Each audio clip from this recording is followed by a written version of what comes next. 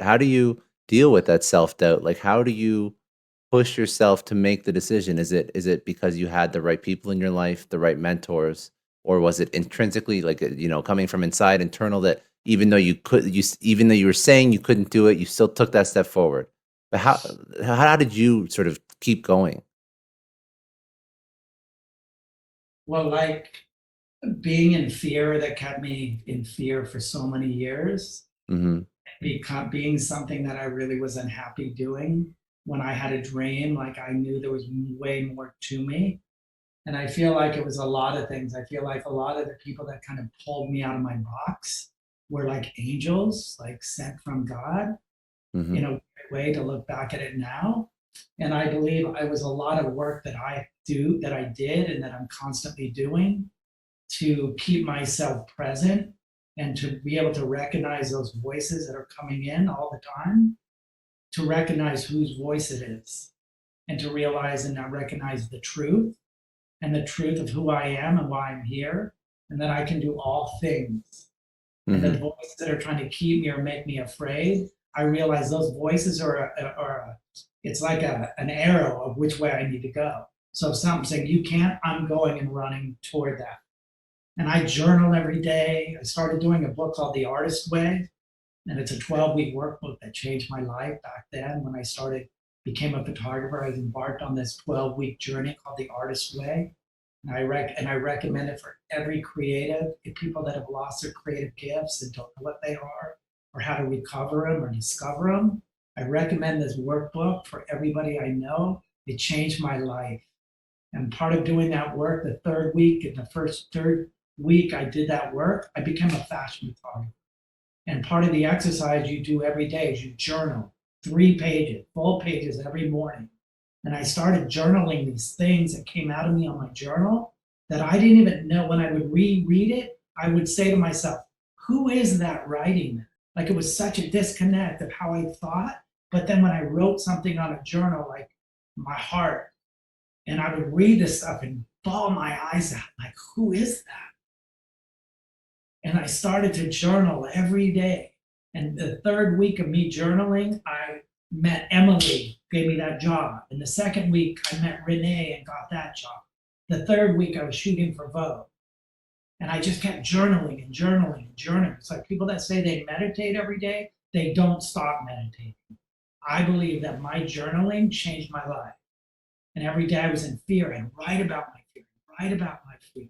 And I keep writing about it. And every day I'm like, I'm sick of writing about how scared I am. Why don't I just effing do it? And then I won't have to write about it every day. So I did a lot of things to kind of push me out there. And then I would start saying, you know what? I'm more afraid that I won't do it in my life than doing it.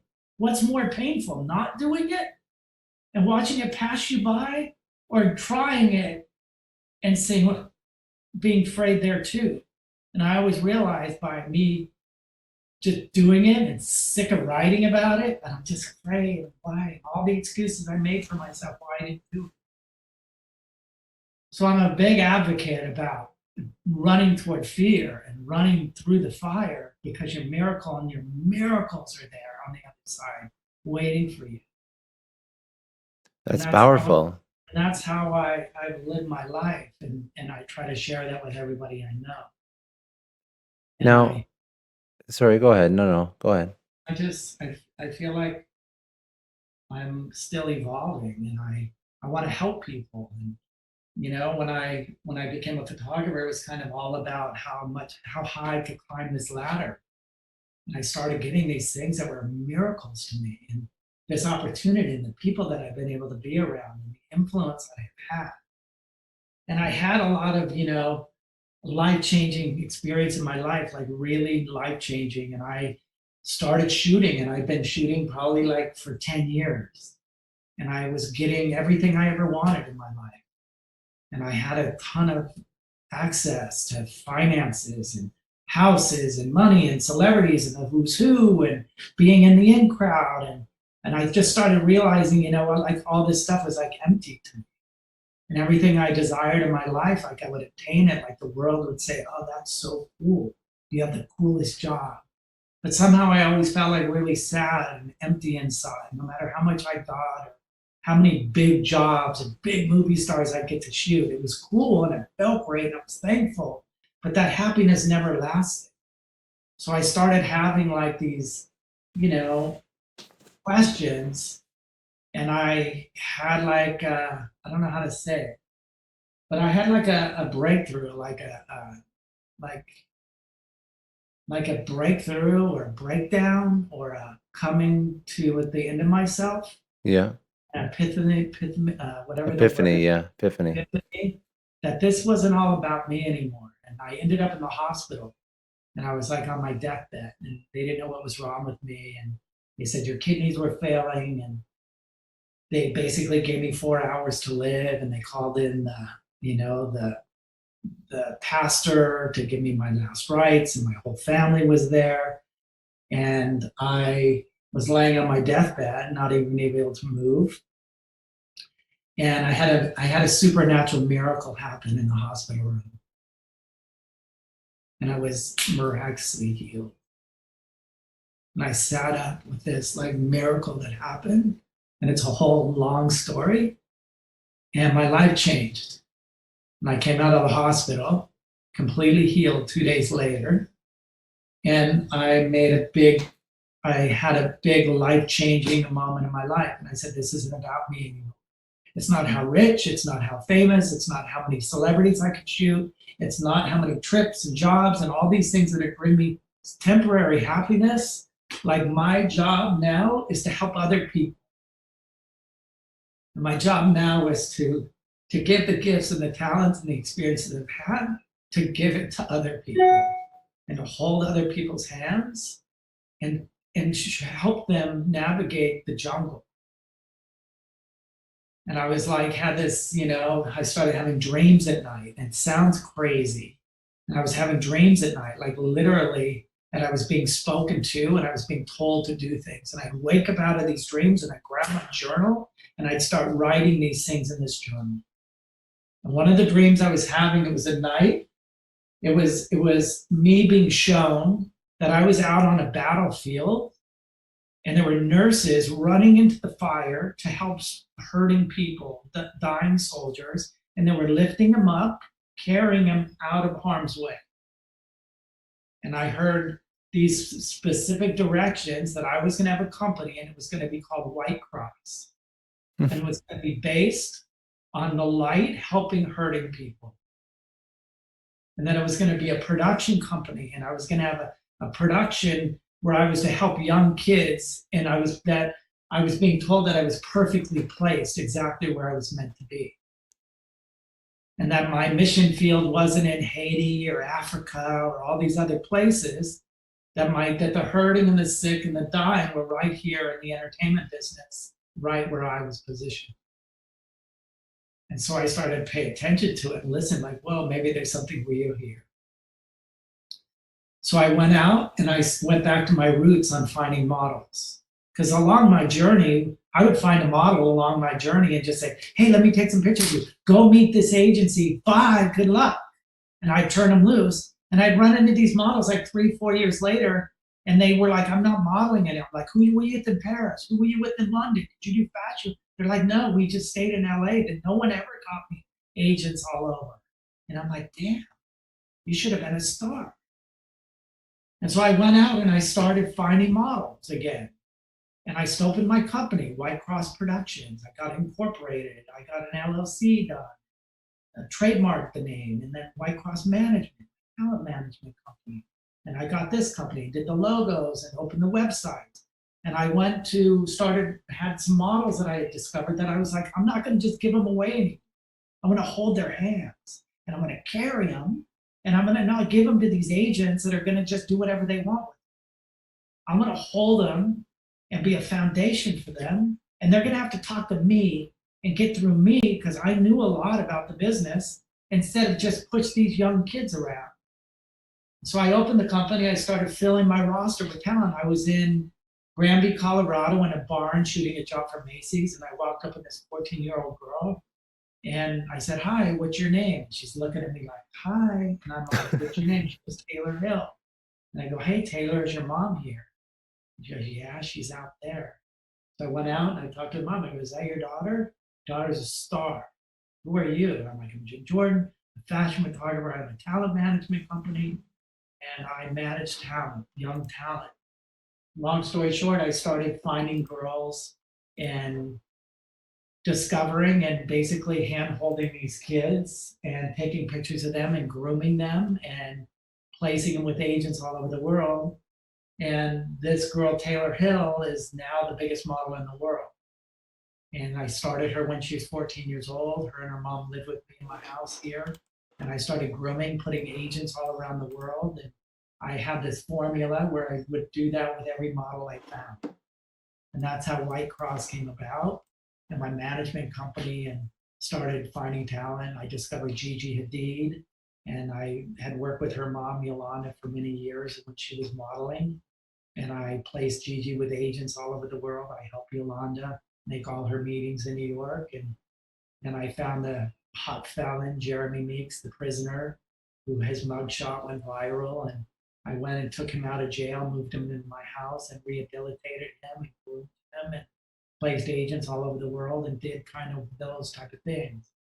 So my company as a fashion photographer and being a talent manager all kind of goes inside of each other. And so I spent my life, and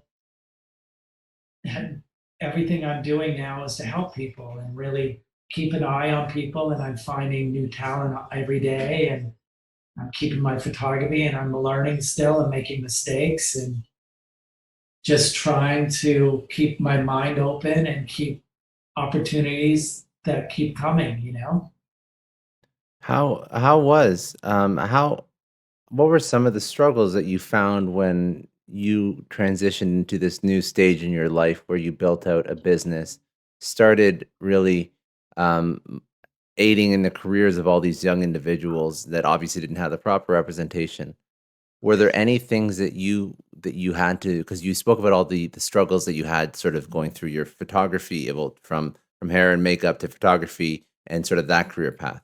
But what about the more recent things that you've understood or that you've had to learn? One of the biggest lessons that I had to learn is, becoming a businessman and learning, you know, when I first started, all I was creative. I didn't care about the money and I didn't care about the database and keeping business cards and phone numbers, or I didn't even know when I was getting paid, if I was getting paid or not being paid. I was the biggest reckless. I was just out shooting big jobs. I didn't know if the agents, and I found out years later that my agent had been stealing from me and taking a lot of money from me. And I just kind of woke up to it. And I realized at that time when I confronted them that they were producing all my jobs. And I realized my agent makes more on a day than I'm even making as the photographer out there sweating, doing it all. And so I started realizing how much money they were really making. They weren't just my photo rep, they were producing all my jobs. They were hiring the motorhomes and the caterers and the studios and prop stylists and all of these things. And they would hire a makeup artist. The budget would be $1,500 for the makeup and hair, and she would only give the hair and makeup $500. So she's making $1,000 in her pocket off of my job. And that went down with the motorhome. Book it for, give the motorhome driver $500 and she'd make 1,000 a day on the motor. So she'd make 500. So every day I'd go to work, I started realizing she was making like 20,000 a day, and I'd go to work and be making half of that. And then not to mention she wasn't paying me, stealing from me. So I had to like take this big bold stance, even though I never was a business guy. And I confronted her and I said, look, your party's over. If you want to work with me, I'm going to produce all my own jobs and I'm going to do my own billing and I'll give you my 20%. And at that time, clients started calling me and they're like, hey, we call your agency and your agency now is telling us you're not available, that you're booked. And there's one of my big clients for Brooks Brothers. And so I'm like, when did you want to book me? And I find out that I was available. So she wasn't giving me those jobs because she'd give it to another photographer where she could produce those jobs. So I started learning business like, whoa, this is gnarly. Yeah, and how unfortunately how shitty some people are, which is Yeah. not, yeah. And so I ended up really stepping in and opening my company, White Cross Productions. And I had a business manager that was consulting me, holding my hand because I was opening another business at the time, a cosmetic company. And she started saying to me, and I said, I left my agent.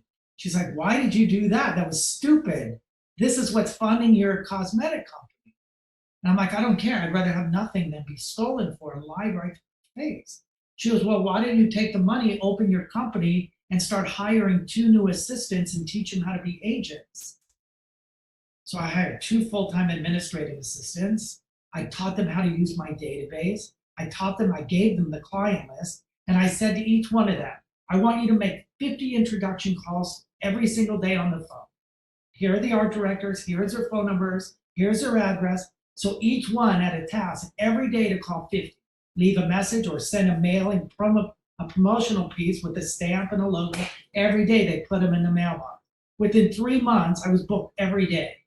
And they were producing their own jobs. I taught them all how to be producers. So they book a client and they hire the models, the location, permits. And I started thinking to myself, this is insane.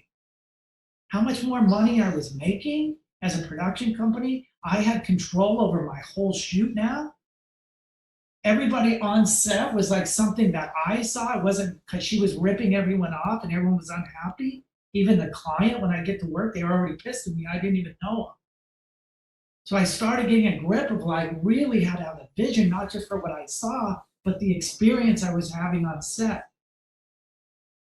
And then my production company became in full swing. It was really a real production company at that time. And so to answer your question, like the challenge was like how to really step in and own what becoming a businessman and taking my creative hat off and putting it aside and really step in and take responsibility for being a businessman.